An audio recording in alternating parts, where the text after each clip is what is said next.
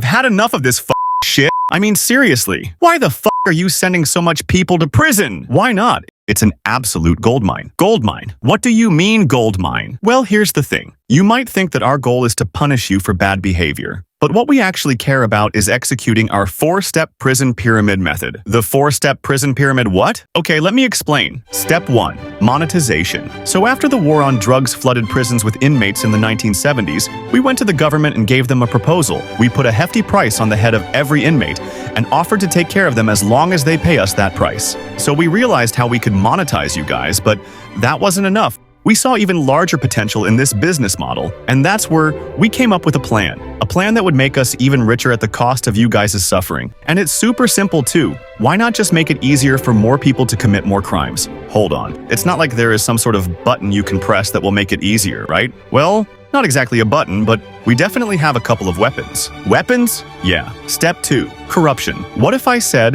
that we donate millions of dollars to political representatives that then help us legislate stricter laws with harder penalties, making it easier for us to incarcerate more people? And just like icing on the cake, you know what we also do? We bribe politicians to enforce mild border policies that make it simpler to traffic drugs into the country, which then equals more people selling drugs, and in turn more people for us to imprison and make those dollars rain. Step 3.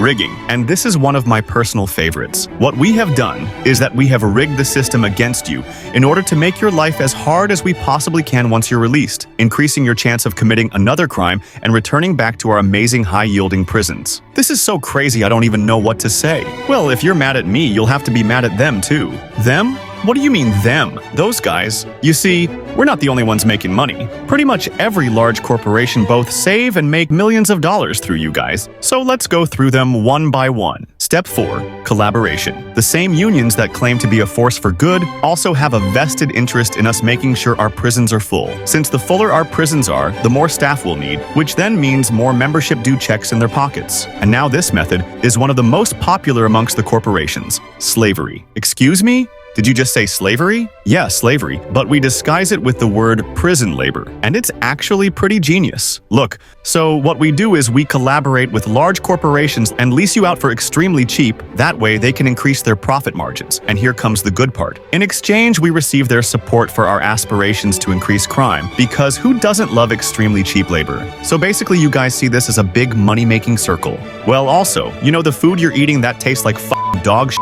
That is also made for an extremely large profit by the food companies. You guys are sick. You should be in prison instead of me. Why? We haven't done anything illegal. Profiting off of other people's suffering and engaging in corruption isn't illegal? Make it make sense. Well, it doesn't make sense. That's the beauty of it. And it's purposefully done that way so that no one will think it's Hello?